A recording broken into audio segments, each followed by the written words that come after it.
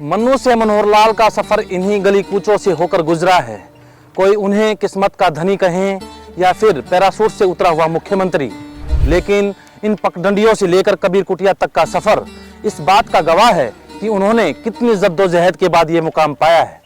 नमस्कार, मैं अनुज नरवाल रोहतकी और अपने स्पेशल प्रोग्राम एक नेता की कहानी में आज बात करूंगा हरियाणा के मुख्यमंत्री मनोहर लाल खट्टर की।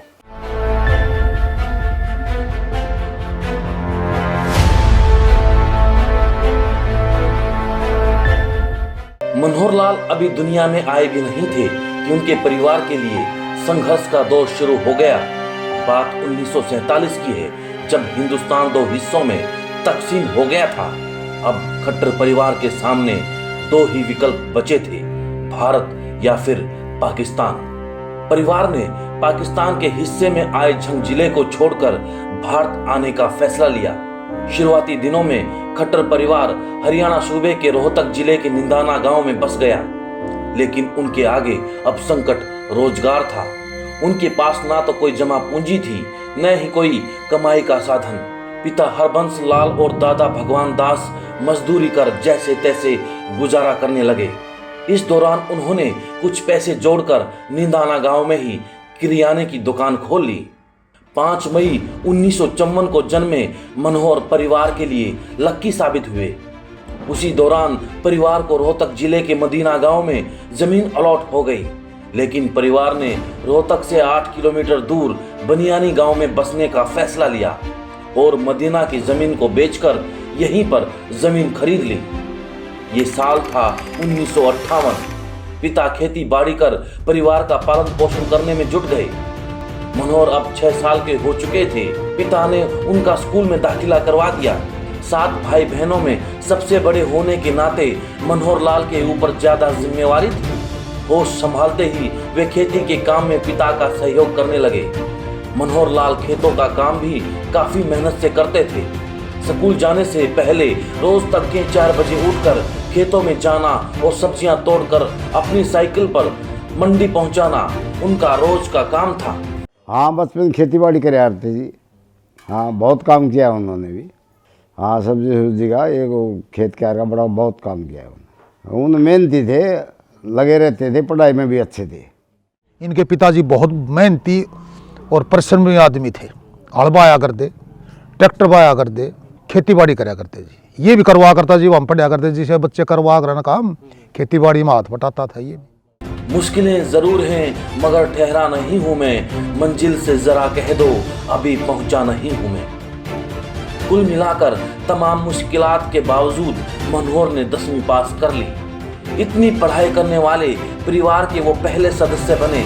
इसके बाद उन्होंने डॉक्टर बनने का फैसला किया, लेकिन परिवार के माली हालात इसके आड़े आ रहे थे।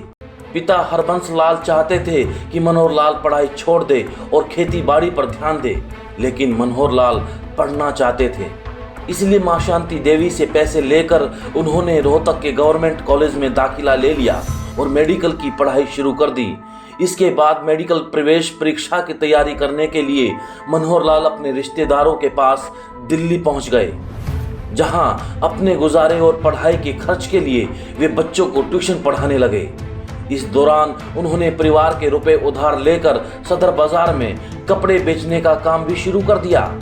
दुकान से मुनाफा कमाकर न केवल उन्होंने परिवार से उधार लिए पैसे लौटा दिए, बल्कि छोटी बहन की शादी भी कर दी। हाँ, इन सब के बीच उनका डॉक्टर बनने का सपना कहीं पीछे छूट गया। पहली से लेकर 5वीं क्लास तक तो यहाँ बनियानी में पढ़े थे, फिर 6ठी से 10वीं तक बाली पढ़े थे। फिर हमने दोनों ने जो से गवर्नमेंट कॉलेज रोहतक एडमिशन लिया है। इनका डॉक्टर बनने का विचार था। इंटेलिजेंट बहुत थे, अच्छे थे। मैट्रिक में जो है ये मेरिट में आए थे, सबसे ज़्यादा नंबर लिए थे हमारे स्कूल में। बीएससी फर्स्ट ईयर करने के बाद दिल्ली चले गए, वहाँ इन्होंने कोई अपना कारोबार कराया है। उनके साथ जी 10वीं तक हम पढ़े हैं और पहले यहाँ 5वीं तक बनियानी स्कूल में पढ़े हैं और उसके बाद भाली आनंदपुर 10वीं तक पढ़े हैं।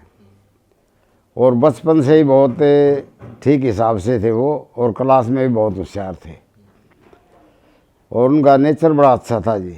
सब बच्चों के साथ मिलजुल के रहते थे, बहुत बढ़िया नेचर था उनका। बचपन में उनको मन्नू बोलते थे। 25-26 वर्ष की उम्र होने पर परिवार के लोग मनोहर लाल पर शादी करने का दबाव बनाने लगे, लेकिन उन्होंने देश की सेवा करने की बात कहते हुए शादी करने से इनकार कर दिया। 1977 में स्वयंसेवक के रूप में मनोहर लाल आरएसएस से जुड़ गए। 1979 में उन्होंने इलाहाबाद में हुए विश्व हिंदू परिषद के समागम में जाने का मौका मिला, जहां वे अनेक संतों और संघ के प्रचारकों से मिले। वर्ष 1980 में मनोहर लाल ने आजीवन आरएसएस से जुड़ने और शादी न करने का फैसला अपने परिवार को सुना दिया। उनके इस फैसले का परिवार में काफी विरोध भी हुआ, लेकिन उन्होंने अपना फैसला नहीं बदला। आरएसएस के प्रचारक के रूप में मनोहर लाल ने हरियाणा के अलग अलग हिस्सों में जाकर खूब मेहनत के साथ काम किया। इतना ही नहीं, देश के किसी हिस्से में आपदा होने पर वे तुरंत अपनी टीम के साथ मदद के लिए पहुंच जाते। उनकी मेहनत और आम जन के साथ उनके लगाव को देखते हुए आरएसएस ने उन्हें सक्रिय राजनीति के क्षेत्र में मौका देने का फैसला किया। इस तरह 14 वर्षों तक आरएसएस के लिए काम करने के बाद 1994 में बीजेपी में शामिल हो गए। मनोहर को हरियाणा बीजेपी में संगठन मंत्री की जिम्मेवारी सौंपी गई, जहां उन्होंने राजनीतिक सूझबूझ का भरपूर कौशल दिखाया। इस दौरान उन्होंने गुजरात, हिमाचल प्रदेश, उत्तर प्रदेश, झारखंड और छत्तीसगढ़ सहित देश के अलग अलग हिस्सों में बीजेपी की मजबूती के लिए खूब काम किया। साल 1996 में बीजेपी ने बंसीलाल के नेतृत्व वाली हरियाणा विकास पार्टी को प्रदेश में सरकार बनाने के लिए समर्थन दे दिया। बाद में मनोहर लाल ने देखा कि सरकार अलोकप्रिय हो रही है और गठबंधन बीजेपी के लिए नुकसानदेह साबित हो रहा है, तो उन्होंने हाईकमान को समर्थन वापस लेने का सुझाव दिया, जिसे मानकर भाजपा ने बंसीलाल सरकार से समर्थन वापस ले लिया। इसके बाद बीजेपी ने ओम प्रकाश चौटाला की सरकार को बाहर से समर्थन दे दिया। इनेलो के साथ हुए इस गठबंधन ने 1999 में लोकसभा चुनावों में हरियाणा की सभी 10 सीटें जीत ली। साल 2002 में मनोहर लाल ने जम्मू कश्मीर में बीजेपी की मजबूती के लिए काफी काम किया। बीजेपी के संगठन मंत्री के रूप में मनोहर लाल की छवि एक योग्य और सख्त प्रशासक के साथ साथ एक रणनीतिकार की भी बनी, जो हरियाणा की सियासत की एक एक रग को पहचानता है। क्षेत्रीय संगठन मंत्री रहे हों या अंत्योदय योजना के संयोजक रहे हों, और जिसके भी साथ उन्होंने काम किया, वो आज भी माननीय मनोहर लाल जी के कार्य को सराहना करते हैं और वो कार्यकर्ता को हमेशा अपने दिल में रखते हैं। और जब भी मिलते हैं बड़ी मजबूती के साथ एक उनका जो बोलने का मिलने का जो एक तरीका रहता है, तो उसे कार्यकर्ता को बड़ा अच्छा लगता है। और आज भी वो कुछ न कुछ नया करने की हमेशा सोचते हैं। जिस प्रकार से हरियाणा बीजेपी को हाईटेक करने का जो काम माननीय मनोहर लाल जी ने उठाया था, आज वो चाहे वो शक्ति केंद्र प्रमुख और आज तो पन्ना प्रमुख तक हम पहुंच गए हैं, तो इसमें काफ़ी श्रेय मनोहर लाल जी को ही जाता है, जो हरियाणा बीजेपी को हरियाणा में उन्होंने मजबूत करने का काम किया। उनकी इन खासियतों को देखते हुए नरेंद्र मोदी ने मनोहर लाल को गुजरात के कच्छ जिले में चुनाव प्रबंधन के लिए बुलाया, जहां बीजेपी को 6 में से 3 सीटें मिली। 2014 में लोकसभा चुनाव में मनोहर लाल को नरेंद्र मोदी ने वाराणसी के 50 वार्डों का प्रभारी बनाया था। मनोहर लाल की ऐसी तमाम उपलब्धियों को देखते हुए आखिरकार पार्टी ने उन्हें हरियाणा सूबे की बागडोर सौंप दी।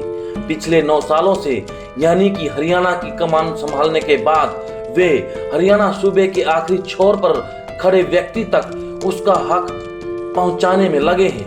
हरियाणा के मुख्यमंत्री बनने के बाद मनोहर लाल खट्टर का जीवन सार्वजनिक है, सो ज्यादा बताने की जरूरत नहीं है। ऐसे में डॉक्टर बशीर बदर का एक शेर के साथ में लूंगा आपसे विदा।